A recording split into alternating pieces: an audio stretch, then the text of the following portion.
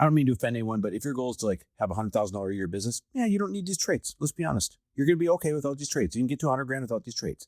But these are the traits. This is the episode for the people that want the multi-7-figure business, the 8-figure business, the 9-figure business, or heaven forbid, the unicorn, $1 billion business. These are the traits that you have to have.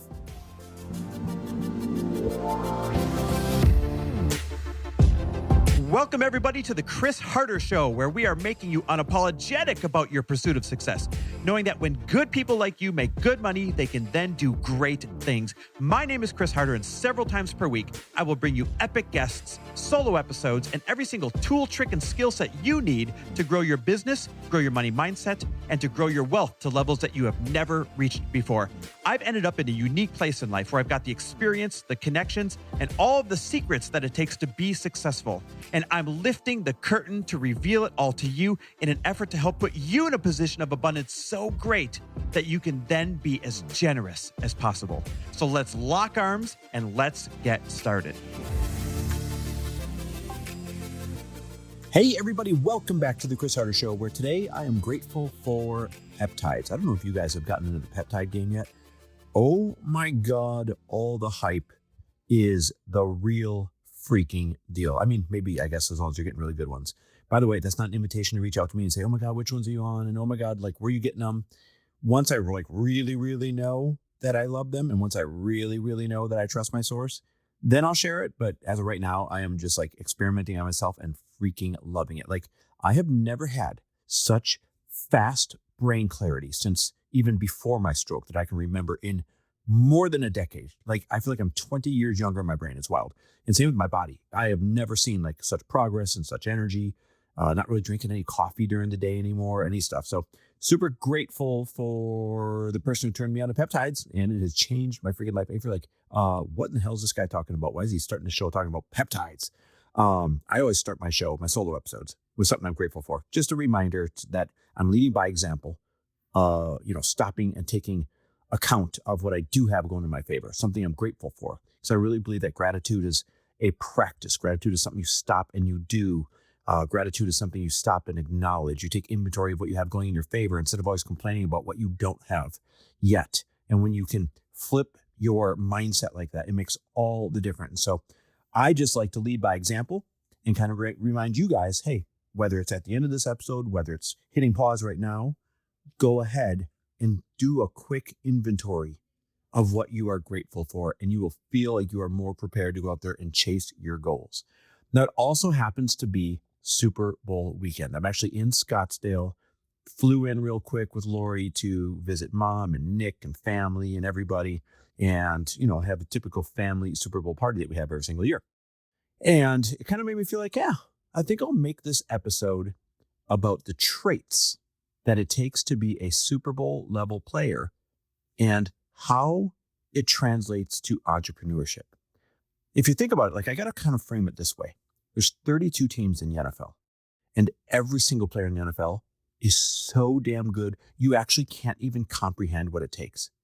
But then to be the leader of the team, or some of the best players on the teams actually make it to the Super Bowl, 2 teams out of 32 teams, if you're already considered the best of the best just by being in the NFL, then to actually be on the 2 teams that play in the Super Bowl, that endure an entire season of setbacks and disappointments and injuries and, adjusting on the fly, in order to get to just be 2 teams out of 32, out of the best that get to go, that is a bigger feat than you can actually imagine.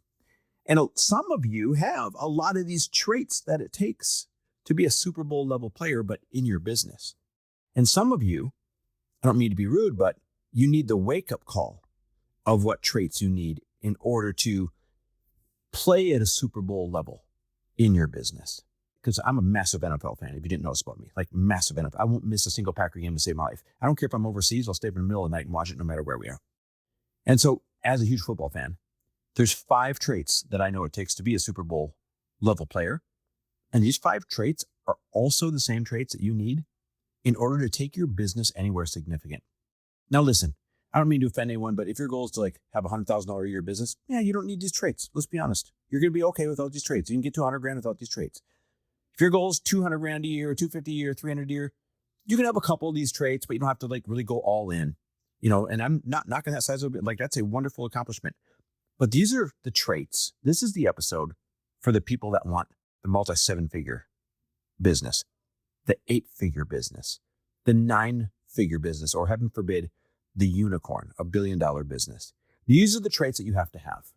And the first one's obvious. It's leadership. Let's just get the obvious one out of the way. The first trait is leadership. It's so obvious, but what may not be obvious is this. Your team and everyone around you, they're going to match your energy. This is the thing about leadership that I think people forget. The level of energy your team has is always going to correspond with the level of energy you bring. So if you're not very charismatic or excited about where you're going, your team's not going to be either.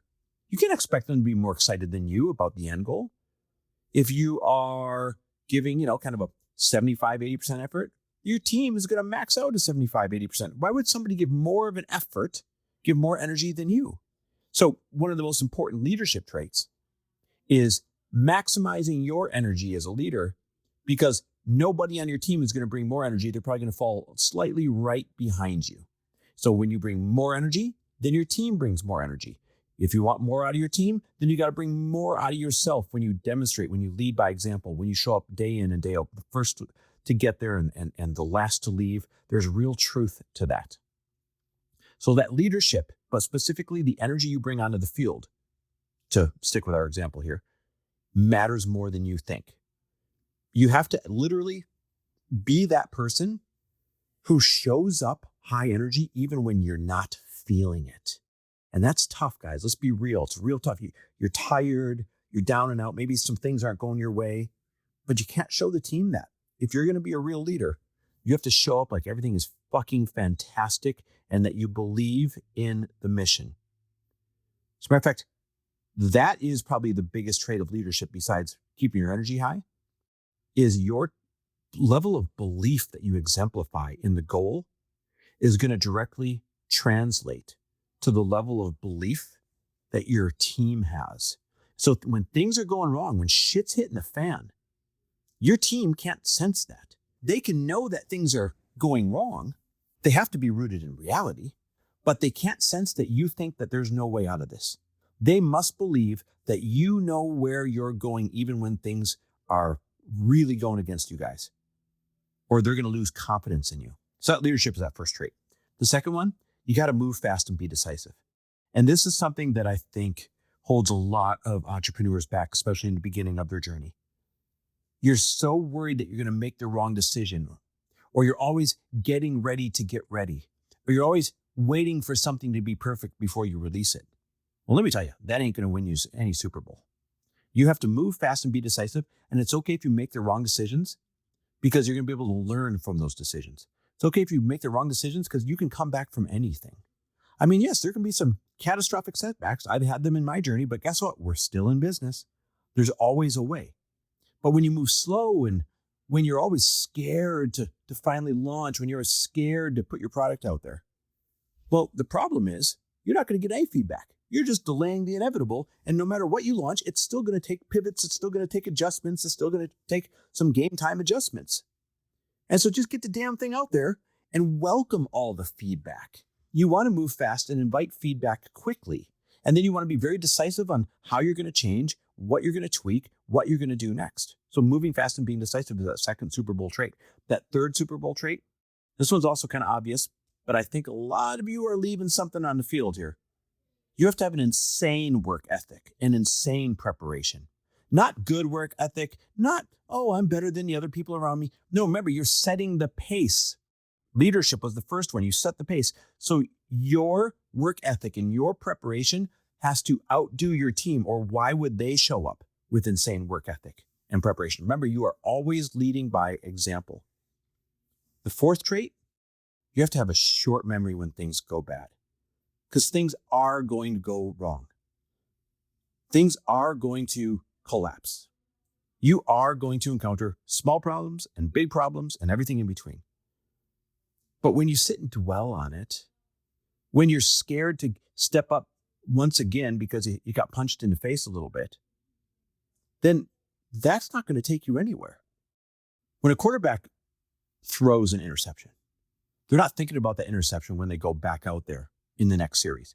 They've got a short memory and they've already forgotten about that. They're playing as though they are the best player on that field, and they could give two shits if they've already thrown two interceptions. They are not dwelling on those. They have a short memory.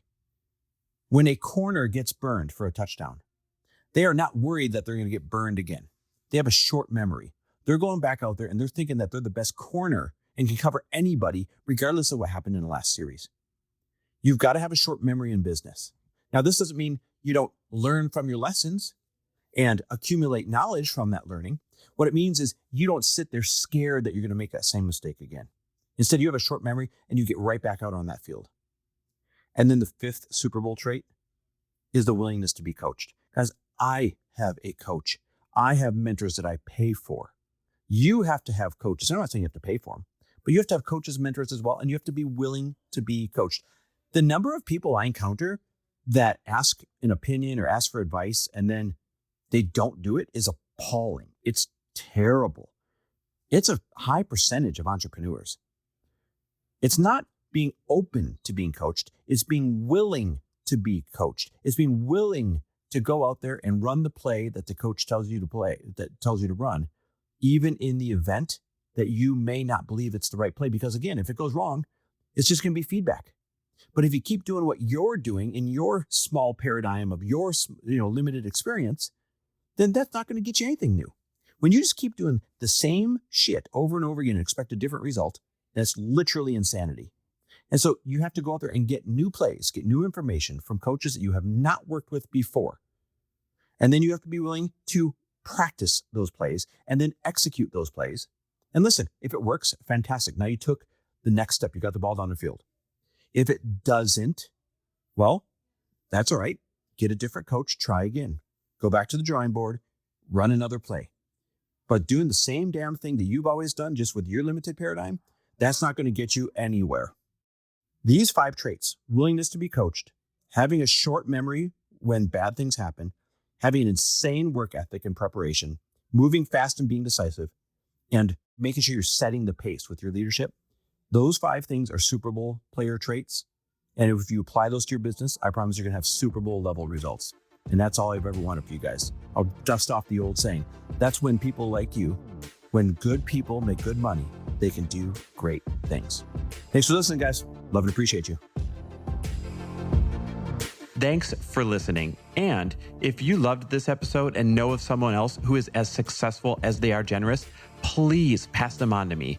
It would mean the world to me if you help me get this cause and this message out to as many listeners as I can. So please, if you liked what you heard, it goes a long way if you take 30 seconds and leave me a 5-star review and share this with your friends. I'll be forever grateful. And until the next episode, cheers to your success.